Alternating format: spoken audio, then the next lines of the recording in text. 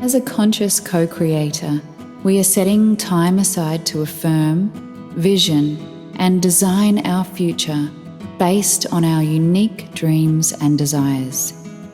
But what happens when your wishes start to manifest? When what you have been asking for starts to show itself in your world? When that job or house or relationship starts to form right in front of your physical eyes? You would think the initial reaction would be one of total and complete joy, excitement, and ecstatic happiness that you are getting what you've asked for. However, in many cases, the initial reaction is a mixture of excitement and a degree of intense fear. All this time you have spent building a reality, layer upon layer, with focus and belief, and also trust and faith that the universe would provide you with that thing, person, place, or feeling. And then, one day, it just seems to be there. But is it? A question worth contemplating is this the manifestation of my dream, or is it a sign that I am on the right track, and the full version, the refined one, is just around the corner? There is a tendency to get so excited by the resemblance of your desire that you jump right into that reality and drive forward. However, that is not always the best option. Setting aside the part of you that fears change, if there is anything in you that says no, if it is not all of what you have asked for, then you really need to listen to that voice. There will almost always be some degree of fear in you when you notice your dreams turning into a reality. This is because you understand on some level that if you say yes to it, there will be a period of adjustment, a significant change out of your current comfort zone, and stepping up to meet a new lifestyle, home, job, or relationship. This may take extra energy, time, and focus. Additionally, fear can be aroused when there is a significant amount of letting go of who we were and who you are right now in order to become the one living with this new experience. You are going to have to make a decision about whether to say yes to it. To love yourself enough to set aside the fear of the unknown, the fear of the new, and accept that you are worthy enough to receive this gift from your co-creating partner, the source of all that is. The universe is testing your resolve.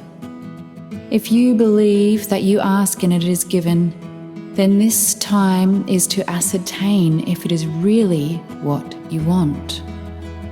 If you decide that it is precisely what you have been asking for, and the fear within you is merely the realization of the new way your life is about to change, then you are on track. If, however, there is a little voice within you that says no, and it is not the fear of change, it is your intuition, it comes from within your heart, then you need to trust it and further refine your vision, letting go of more limiting beliefs that hold you back.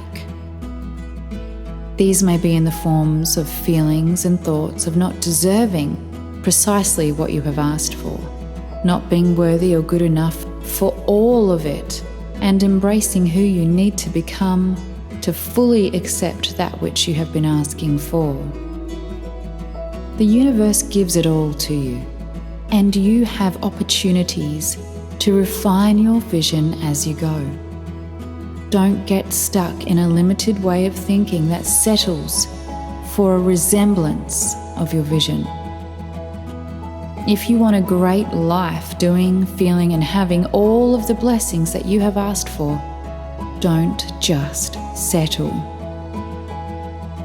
When you are faced with the potential of your desire, you need to ask yourself, is it flushed all the way out, or is this manifestation just a symbol, a sign that I'm on the right track, but more refinement of the vision needs to be done?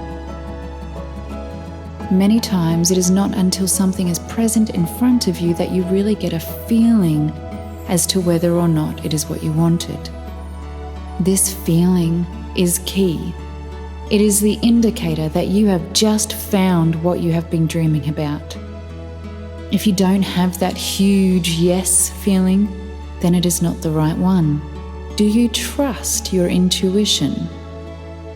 I will give you an example that can be adjusted to help you understand many circumstances. A little while ago, I was looking to move house. I have been dreaming about a new home to live in, one that was in a friendly neighbourhood with a beautiful view, 4 decent-sized bedrooms, a light, white, bright, breezy home, something with a great kitchen to cook in and entertain from. You get the picture. All of these images in my mind of what I wanted were accompanied by deep feelings of what it would be like to live in a home like this.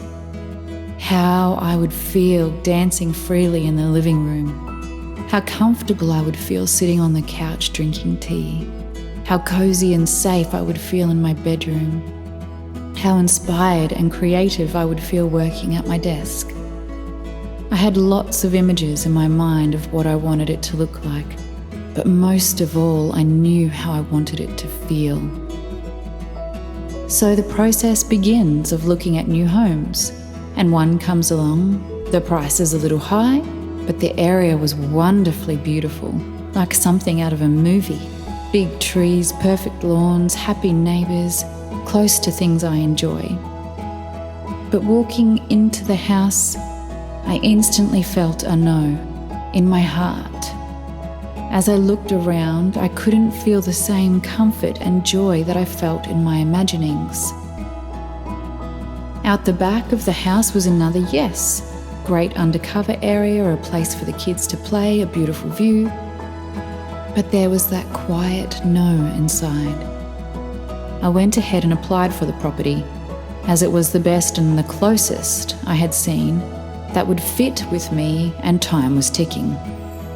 3 weeks later, and many inspections passed, I was notified that I was accepted for the property and could move in immediately.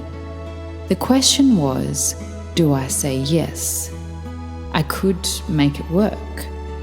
I can make anything work, but would I be settling for something that resembled my dream? Nothing else at the time had shown itself to be as good as this, but that little no that I experienced was enough for me to let it go. I knew I needed to trust that even though time was running out and I had not seen anything else, I had to confidently let it go and trust that the right house for me would appear at the right time, and it would give me the feelings that I had been dreaming about. So I declined the offer and went back to deepening my feelings of what it would be like to live in the house of my dreams. I even found myself buying new furniture with the total faith and belief that the perfect home would be presented at the perfect time. And I booked the delivery of the furniture for 1 week from that day. Within that week, I inspected a new house, a perfect house, for an excellent price. I was accepted over many other applicants, signed the contract and received the keys by the end of that week, in perfect timing. When I inspected the house, it was a series of internal yeses. Yes to the exterior, yes to the rooms, yes to the kitchen, yes to the lounge, the view and the yard. I could instantly feel that this was the house for me. It felt like the one I had imagined. It was a huge yes, made up of many little whispers of yes in my heart. This is how you know when it is the full version of your manifestation. You feel those internal yeses. It feels like walking into every room and saying yes. Even if it scares you, it feels like the thoroughly flushed out version of your desire, or better. And now, living here, it is precisely the right place for me to be in right now. So in review, feeling is the key.